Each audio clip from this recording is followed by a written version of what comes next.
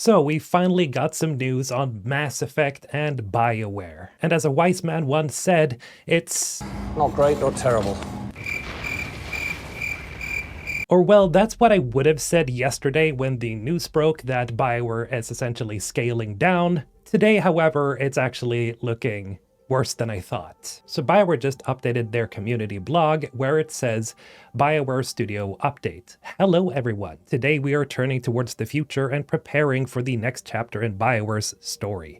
As we announced in August 2023, we are changing how we build games to meet the needs of our upcoming projects and hold ourselves to the highest quality standards. Now that Dragon Age the Veilguard has been released, a core team at Bioware is developing the next Mass Effect game under the leadership of veterans from the original trilogy, including Mike Gamble, Preston Wadamunuk, sorry if I butchered that, Derek Watts, Parrish Lay, and others. In keeping with our fierce commitment to innovating during the development and delivery of Mass Effect, we have challenged ourselves to think deeply about delivering the best experience to our fans. We are taking this opportunity between full development cycles to reimagine how we work at Bioware. Given this stage of development, we don't require support from the full studio. We have incredible talent here at Bioware, and so we have worked diligently over the past few months to watch many of our colleagues with other teams at EA that had open roles that were a strong fit. You're fired!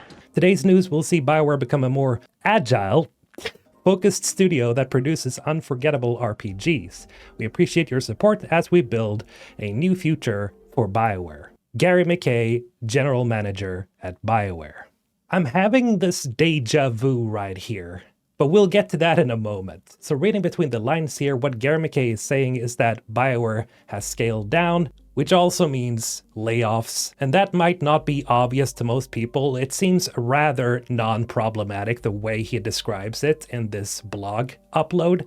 And that's what I read it as yesterday as well. However, today, it's come to my knowledge that people are indeed getting laid off. And this is also coming from insider Jeff Grubb, who says Bioware layoffs, studios are staying open, but the focus is entirely on Mass Effect, to which the user Ryan Gofet2490 says, layoffs, I thought they said the extra devs were being shuffled across EA to assist with other games. Grubb responding with, they said they did that with many of the devs. These are layoffs. Jeff Grubb is absolutely correct here. In fact, if we head on over to Blue Sky, we can see that one of the lead writers for Dragon Age the Veilguard, and a writer that has been at Bioware for a long time, Trick Weeks, is actually looking for a new position, saying, I'm now looking for a new writing narrative position. It's been a privilege to work with so many amazing devs over my 20 years at Bioware, and I will cherish the memories of the wonderful folks in the community I've met along the way.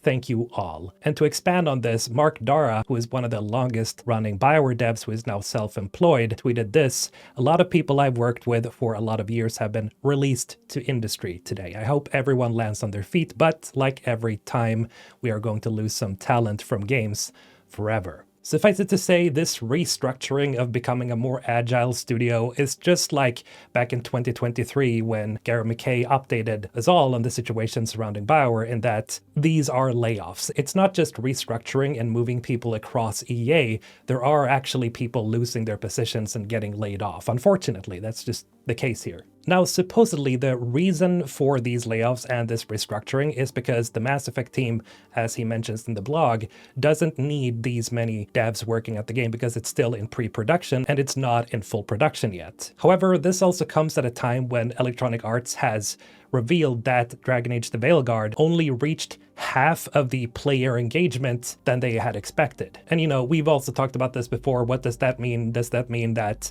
these are sales, or are they just how many people actually got to play the game through subscription services and whatnot? We still can't say because EA hasn't officially stated if these are sales or not. Still, it performed pretty bad in the eyes of EA. Obviously, they have their struggles with other games as well, such as FIFA. So EA's revenue going down is not just because of Dragon Age the Veilguard. There are other games as well that performed worse than they should have in their eyes. Still, you have to wonder, Also, as I mentioned before, the wording shifting towards a more agile and more focused studio is something that Gary McKay has said before. And essentially, I'm just feeling that this is just trying to spin something that's relatively negative into a positive. And for me, it's not really working that well. Now, on the other hand, I could see why they would be moving people around and laying people off in case the Mass Effect team doesn't really need that many people. But still, it's been, 5 years since the teaser trailer came out. And so this comes at a time when I would expect them to start ramping up,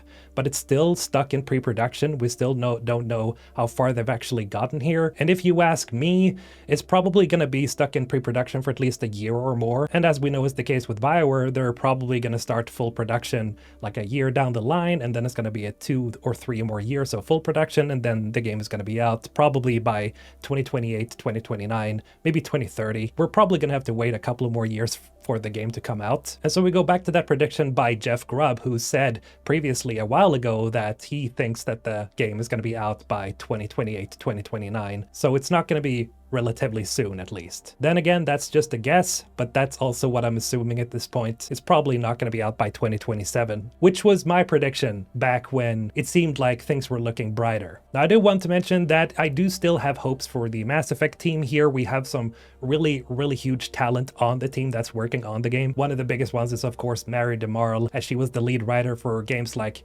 Deus Ex, Human Revolution, and Guardians of the Galaxy, which was a pretty good game. And then we of course have other figureheads as well that are veterans at Bioware, so things are looking pretty good on that part. Still, I'd be lying if I said that I wasn't worried, because things simply aren't looking too good. But then again, I'm not super surprised considering what EA revealed the other week. Again, as I've mentioned before, I really hope they can turn this ship around. But again, time will tell. But that's gonna have to do it for this news update. Remember to subscribe for all of your Bioware Mass Effect RPG news. And thank you to all my wonderful Ensign Squad members for supporting the channel as always. This has been Mr. Holton, signing off.